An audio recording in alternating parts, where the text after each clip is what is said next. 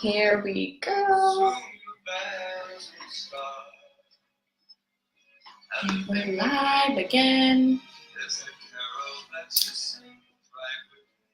Here we are, Wednesday morning. Our playlist today is Essential Christmas on Apple Music. You need all these for Christmas, especially Mariah Carey. Everyone needs Mariah Carey for Christmas.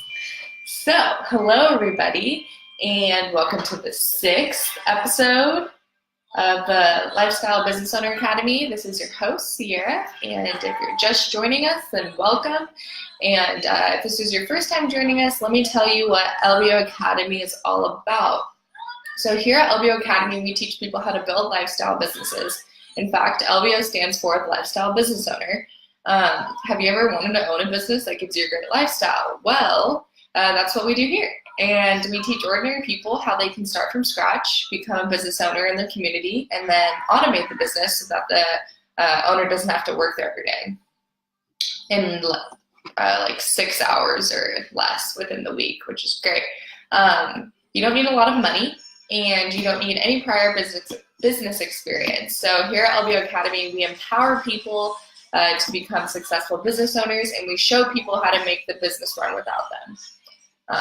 Again, if you're just joining us, we're on our 6th episode of LBO Live, and these will all be uploaded on, or they'll be on Facebook and Instagram for 24 hours, but then I'll upload them on YouTube so that you can also have them there. Again, sorry about my eye shifting. I'm looking at 2 different screens on this. So, if you want to own a profitable business that runs without you, there's a set of step-by-step instructions that we are here to show you and help you learn more about. So be sure to like, comment, or ask any questions throughout this broadcast, and I'll try to answer with my best ability. I'd like to point out before we even start that right now, let me get to the page. If you go to lboacademy.com right now, you'll be able to see this new plan that we set up.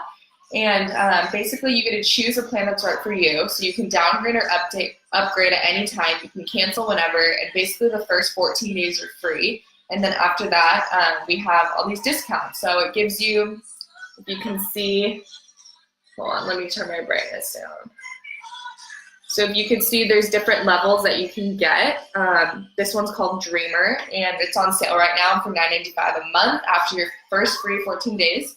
And just a little bit of what it gives you, I guess. So, okay, so the first one's Dreamer, the next one's Hustler, and this one is also on sale, and this one is $29.95 for the month after the first free 14 days. And then the last one, which is the most, the fastest track to success, is the $99.95 one. And this one is basically,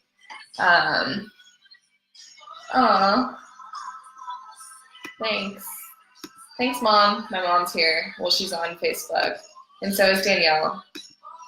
She's my fitness guru, basically, back at home. So a little bit of what this is all about for the fastest track, which is the one you can get right now, and it's on sale. You can get instant access to 100+ course videos showing you how to start from scratch, own a business in your community, grow its profits, then make it run without you. Bonus number 1, there's 2 different bonuses in this packet. So you get Capital Raising Crash Course, which is how to get into business using other people's money. Interesting. And bonus number 2, which is Business Buying System, how to buy successful business for less money than it costs you to start a business. So those are really interesting. There's a Marketing Mastery, which is how to get more customers fast. And so that's also in the packet. Thank you for joining. I love the hearts. I appreciate it. Bonus number 3, Digital Marketing Accelerator, how to get good reviews online and market your own business on social media. You get live monthly Q&A calls to answer your business questions, and I'm assuming this is from Aaron, and he'll be making those calls, or Oliver, or my mom, Mayumi. You receive a special gift in the mail every month, which is cool. Some gifts, priority status to get your business questions answered, personalized MBTI assessment. So I don't know if you were here a few episodes ago, but I talked about the Myers-Briggs testing, and it's the personality testing. And my mom is actually a consultant, my Amy Mueller, she's a consultant, so she can actually like run you through it all if you want to take that route too with your business, and you can ask her a bunch of questions and she'll have that. She can also do an hour of consulting, I believe, after, which like a lot of the time if you take the test online, you don't have the consulting part about it. So that's what's really cool too, is my mom, she actually takes the time to consult with you. So that's part of it. And then VIP seating and backstage access to our live events, which is really awesome. And I know we're trying to get our radio show back up again. We just ended this past month, and we're going to start doing it ourselves. So we're going to start doing it from the office, which will be fun. So yeah, go to lboacademy.com and check out the new website, and all of that information's on there for you. It's super easy to navigate and get through for if you're not tech savvy. So, all right, so today we're going to talk about Chapter 10 of the Lifestyle Business Owner, titled Making Your Operations Run Smoothly. And if you don't have time to stay through this whole broadcast, go to lboacademy.com and you can join free today for the first 14 days, like I said, and then you can pick whichever package or subscription that you'd like after that. So we have over 100 course videos that will teach you how to start a business from scratch, own a small business in your community, grow its profits, and make it run without you. And that's lboacademy.com. So again, we're going to be talking about Chapter 10 of the Lifestyle Business Owner book. Thanks, Al. I just don't really like how the Facebook, I wish they had like maybe it's my laptop. I wish there was better lighting, but oh well. Okay, so yeah, so Chapter 10 of Lifestyle Business Owner book, titled Making Your Operations Run Smoothly. What exactly does that mean? Well, I didn't know until I read the book. And well, have you ever been to a restaurant where the food was great one time, but not so much the next time? Or the service was great one time, but not so much the next time? And lighting looks good. Thanks, Sal. She's like my hype. She's my hype sister. Okay, so, and how do you meet your promises every single time, no matter how busy you are or which employee is working that day? The operations component of your business must be working properly. So that's also what we're going to highlight today, is the operations part of it. Thank you. I appreciate that. The goal of operations is to deliver on your promises consistently, systematically, and automatically. And I'm going to go over those right now. So again, I'm looking at two different screens. I'm sorry. So my eyes are going to be wandering a little bit. But so, and I don't like this song. Again, I'm listening to the Essential Christmas. Let's see. We'll do this one. I hope you can hear it. Puts in the Christmas mood. Okay, so there are 6 components in the Smooth Operations Framework. Let me briefly describe the 6 components, and then I'm going to go into 2 specific ones, I think, that are going to be, I don't know, I think are very beneficial. They're all beneficial, but I think these 2 are really important that I wanted to highlight. And then the rest you can go and look, buy the book, and you can go look then. So the first one is customer service. So customer service is how well you and your employees respond to your customers' needs. Second one is sales, is the persuasion that makes people buy from you. The third one is collections, which are making sure your customers pay you on time. The fourth one is workflow management, and it involves creating a smooth process from the time the customer arrives to the time the customer leaves. Hello, welcome. And the organization is about keeping good records so you know exactly how your business is doing at any moment. And the last one is having a good infrastructure, which means you have the necessary physical equipment as well as legal protection for your business to function at its best. And yeah, so like I said, I'm not going to go over all of them in detail, but they do explain in detail in the book. So if I were you, and if you really wanted to like learn a little bit more about this, and if this is something that you've been interested in, then I would definitely go there and buy the book. And so Yeah, so I'm going to go over the first component, which is customer service. And I think that is really important because my parents always tell me that customer service is always number one. So I kind of wanted to learn a little bit more about that myself so that I could share with you guys. So customer service, and offering great customer service is crucial to the success of your business. With more customers looking at online reviews before calling a business, your online reputation can greatly affect how much business you get. Everyone who works at your company should be trained to provide excellent customer service. And again, that goes back to the employee manual, and really figuring out what you want your company culture to look like in that way. So if a customer's not happy, work with the customer to reach a happy solution. Rather than giving the customer's money back, I prefer to perform a service again or correct the situation for free, just so that way they know that you're loyal and that you will get the job done no matter what it takes. Okay, so we have a question. As a startupper, how do you divide your task if you have limited partners or personnel? Let's see. I guess, what's the most important task? I think the most important task would be to and so in the last episode, we kind of talked about what you want for your business. And I think it's important to just write all those down and just make sure that you have a clear understanding of what you want out of your employees, what you want out of your, if you have partners, you say, or what you want out of, I guess, your your customers, I guess, what kind of experience you want them to have. So I think it's important to just figure that out first and start from there at least. I'm not sure if that completely answers your question. I've never started a business myself, but this is just kind of what I've learned in that realm of it. But yeah, so if you have limited partners or personnel, definitely just reaching out to other people and trying to make those connections. And trying to figure out, what's best and what the best next move is, I guess. So that was a good question.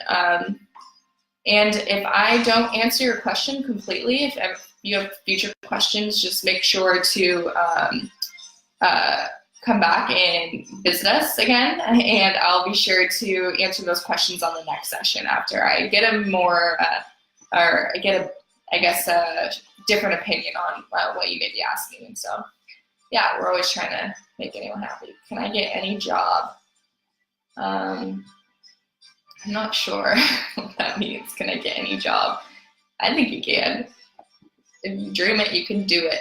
Okay, so back to customer service. And again, we're talking about the 6 components of the Smooth Operations Framework, and I'm just going over 2 different ones. So, so what I'm talking about is, this is kind of loud. What I'm talking about is customer service. So the rationale is that you want to send a message that your business is able to meet its promises. So giving people their money back almost sends the wrong message. And so that is when the case that it kind of seems like you can't do your job right. And so that's why at my parents' auto shop or whatever job they have or whatever business that they're doing, they like to correct it by just having them do it again and do it for free. So, and that gets pretty good reviews also too. And the customers really like that part of it. So offer the best customer service and charge premium prices for it. That's another thing too, is it's good to reward your customers who are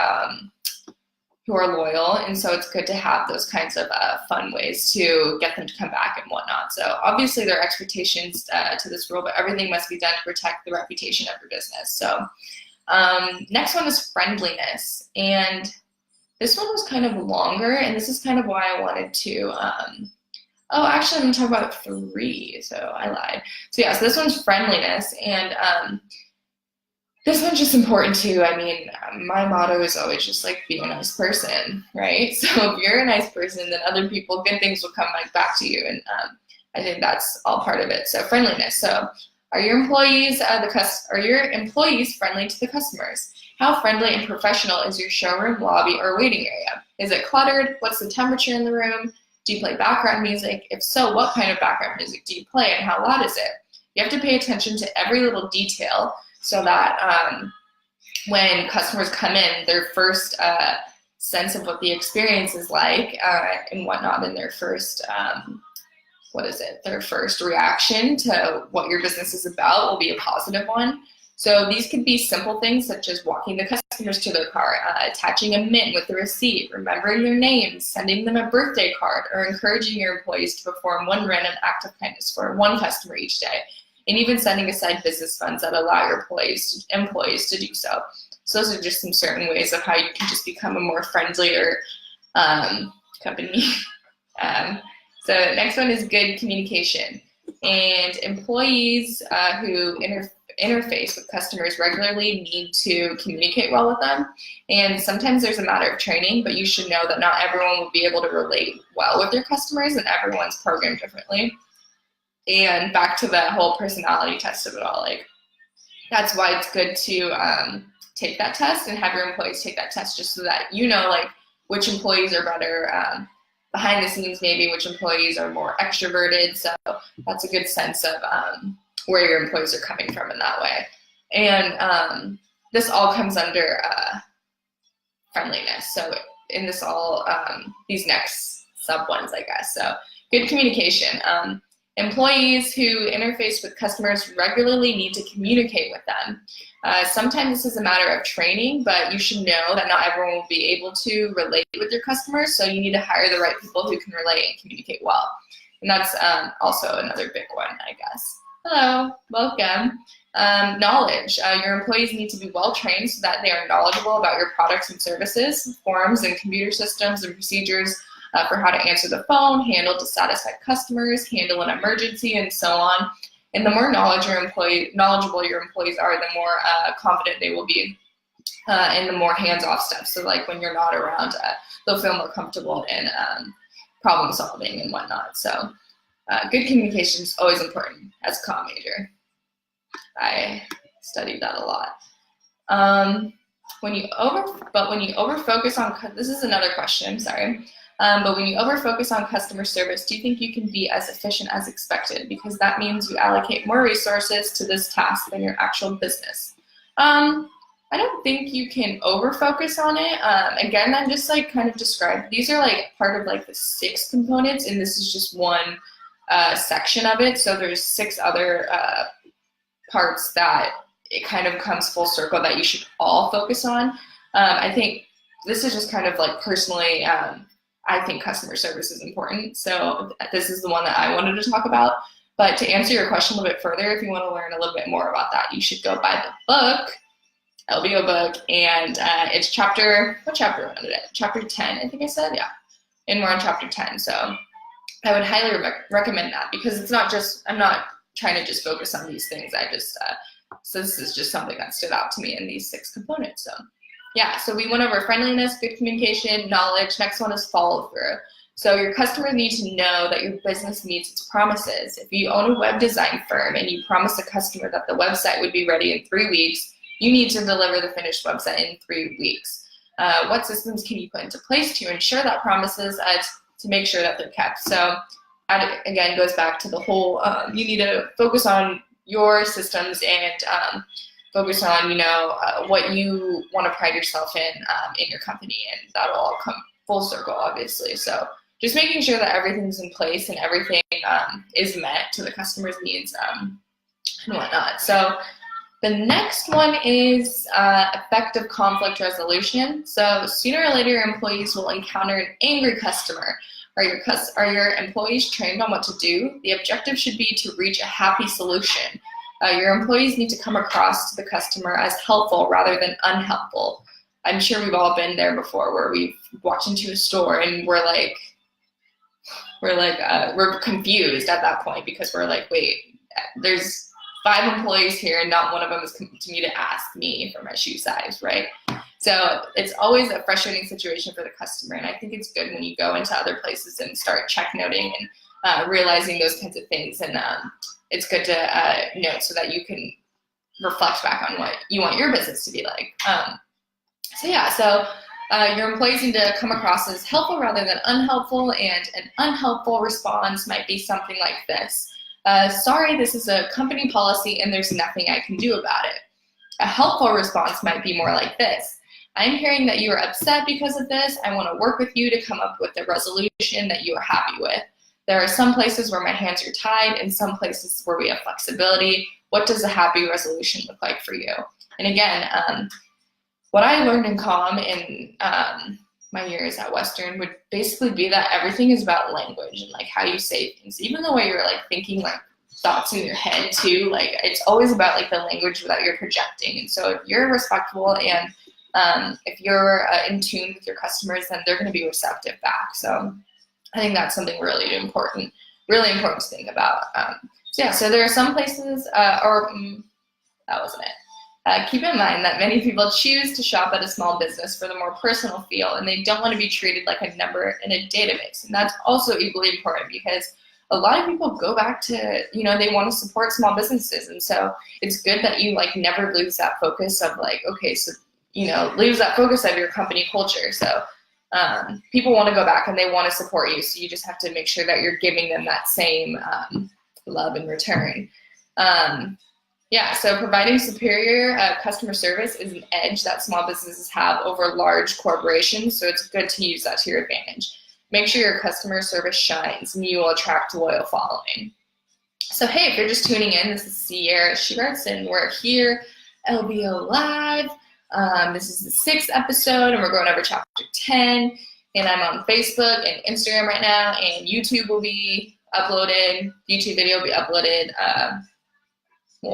maybe tomorrow.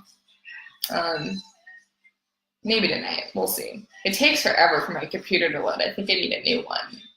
Mom. Next, so again, we're talking about chapter 10 of Lifestyle Business Owner. That's what I'm gonna ask Santa for Christmas. A new laptop. Okay, component 4, so workflow management. And this was I said I was gonna talk about 2, but I'm actually gonna talk about 3. And this one's kind of a long one, so you're gonna have to bear with me, but I just wanted to squeeze as much information in as I possibly could. So workflow management. Workflow management means creating a smooth process from the time the customer arrives to when the customer leaves. When the customer arrives at your door, he or she has a problem that needs to be solved. A series of steps might happen for you to solve this problem. When the problem is solved, the customer pays you and leaves. Think about every step that must take place to perform a service for your customers, and these steps are called workflow. There's a word for everything. The goal of workflow is management, and to manage these steps is to make the process more efficient. So think about if you've ever done this before, think about writing every step down. And I got a question saying, are you teaching us how to make a business? I'm teaching you how to grow your business. In the book, the whole LBO Lifestyle Business Owner book, it teaches you how to buy a business, grow your profits, and make it run without you. So kind of, I guess, teaching you how to make a business, but it also teaches you everything that's fundamental about it. So if you want to go to lboacademy.com, you can learn more about that, and you should also buy our book, the LBO book, Lifestyle Business Owner book. So if you've never done this before, when you write down every single step that takes place from the time the customer walks into your door to the time the customer leaves. And if you own an auto repair shop like my stepdad does, the workflow might look something like this. And this is something that I took from his book. So number 1, I'm going step by step. So number 1, the customer walks in. 2, the service advisor stands up and says, "Hi, can I help you?" 3, the service advisor hands a pen and a pre-service check-in sheet to the customer. 4, the customer fills it out. 5, the service advisor checks to make sure the sheet is filled out completely and then asks the customer when he or she needs to take the car back. 6, the service advisor puts down on the timesheet in to check in and writes your name on the check-in sheet. 7, the service advisor inputs the check-in sheet into the computer and prints out a job ticket. Okay, so we have another question, and I'm just random, and I like to keep it spontaneous. So the question is, I'm 16. What's the best place to start with my own business? So I would say, and especially kind of like what we teach in the book, we teach more so about how to buy a business, like I said, grow your profits and make it run without you. If you want to if you're looking to own your own business, that's very similar to what we preach here. And again, I don't have time to go over that fully because it's kind of like a whole process, and I kind of want to make sure I can get through all of this today. But I think that you should go to our other videos that I've done on Facebook, or you can go to lboaccounting.com. I will be sure also for next episode to put that in. You should also talk about stress management and customer behavior. Okay. Oh, there we go. My lost connection. Okay, I will definitely put that in for next time. Also, talk about stress management and customer behavior, definitely. So back to the whole workflow of what it might look like. And I was on number 7. So the service advisor inputs the check-in sheet into the computer and prints out a job ticket. 8, the service advisor determines which technician to hand the job to based upon criteria. And number 9, the job ticket is handed over to the technician's job box, and the service advisor tells the technician that a new job has just been put in. So, and so on and so forth. This can, you can write however many steps you'd like in that sense. So I'm gonna go back over to, oh my gosh, so funny. I don't know if my sister's still on right now, but she said play Migos. When Migos makes a Christmas album, then I will play it. But right now I'm only playing Christmas. Oh, thank you. Everyone's so kind about me doing this, because I still get nervous. My hands are kind of sweaty. Okay, so yeah, and so on and so forth. You would keep writing every step until the time the customer picks up the vehicle. There's several things that could happen as you try to write down every step. It could be easy for you, or it could be hard for you. If it's easy for you, it means your business is probably well systemized, but if it's hard for you, it means you just probably need a little bit more work on that, and which is totally fine. There's always room for improvement, and even if you are doing well, I think it's still important to just always go back and look over and backtrack and make sure you're doing everything to its full potential. So the following steps are a few examples that demonstrate effective and ineffective workflow, and I'm kind of going to go over that really quick. So there's this Vietnamese restaurant in town, and I didn't go to this Vietnamese restaurant, but Aaron went to this Vietnamese restaurant, and he wrote about it in his book. So I'm going to go over how he sees this experience and what he looks for, every time he goes into a restaurant or whatnot. So so there's a Vietnamese restaurant in town, and every time I go there, I'm amazed by how efficient everyone is. The restaurant can be completely full, yet literally when I walk in, I can be seated within 5 seconds, he said. Wow.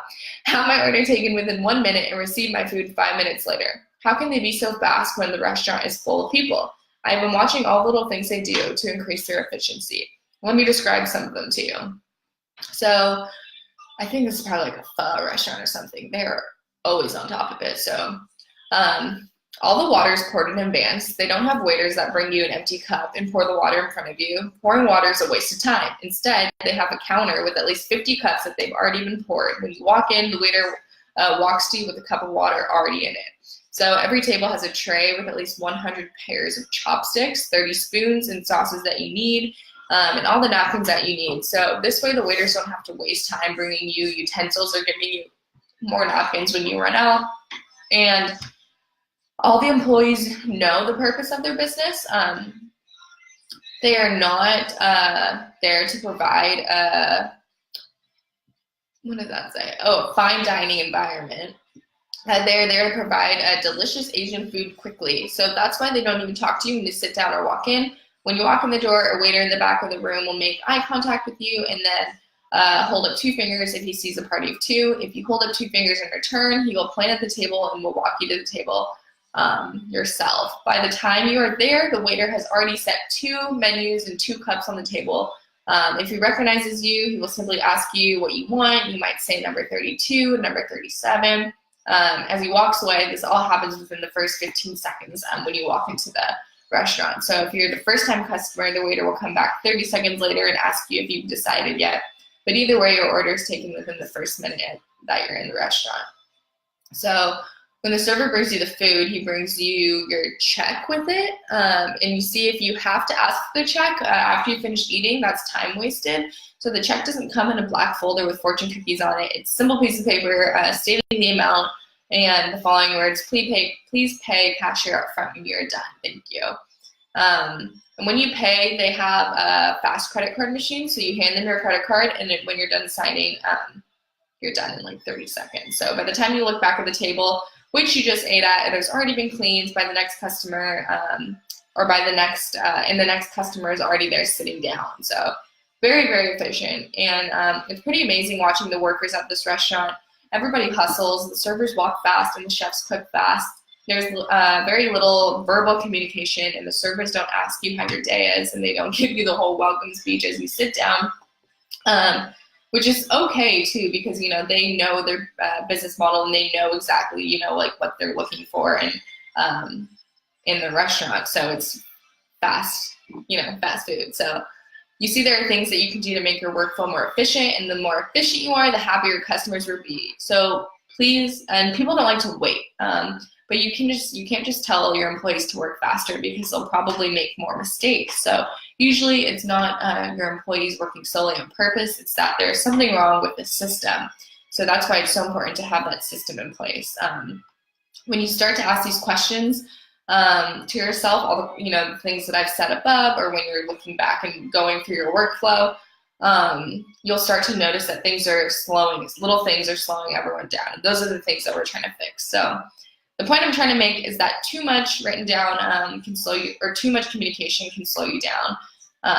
And so does the need for verbal communication. And this is completely different, because this is a restaurant, right? But like for the auto shop, like you need that communication. So that's obviously different. And in some ways you have to tweak that to your company's advantage, or your business's advantage. So the more you can increase your efficiency, the more business you can handle, which will lead to more revenues and higher customer satisfaction. So in summary, there are 6 components to making your operations run smoothly: customer service, sales, collections, workflow management, organization, and infrastructure. Focus on optimizing each of these components, and you will find your business running more efficiently and profitably. So I went over today, on this episode, I went over the customer service and the workflow management, and the customer service had like all this different bullet points under, which is probably why I was mistaken when I first went through it. I confused myself. And to learn more about the 4 other components of this, you'll have to get the LBO book. We're offering it for free right now. So if you go to lboacademy.com and you sign up for the free 14 days, again, you can go in and then pick your subscription that you want to use after that. And it's really beneficial, and I would highly recommend it, especially for people who are looking out, trying to start their business, and how to overcome some of those problems that all the small business owners have dealt with before. Basically what this is Erin's whole experience into one book for you all to look and to be successful. So we're just trying to share the love and share the experience here. So make sure you go to LBOacademy.com and join the LBO fam. Sign up for over 100 courses and videos on how to become a lifestyle business owner. And if you missed any of this broadcast, please be sure to subscribe to our YouTube channels. And I'll have that uploaded probably by tomorrow. And you can replay this entire episode and all of our other episodes, as well as some molar motivation and some, you can go back and look at our previous LBO radio videos. They're like behind the scene videos, which is pretty cool. So pretty informational, and there's a lot of guest speakers in there as well that are also small business owners. So all that's there. Go to our YouTube.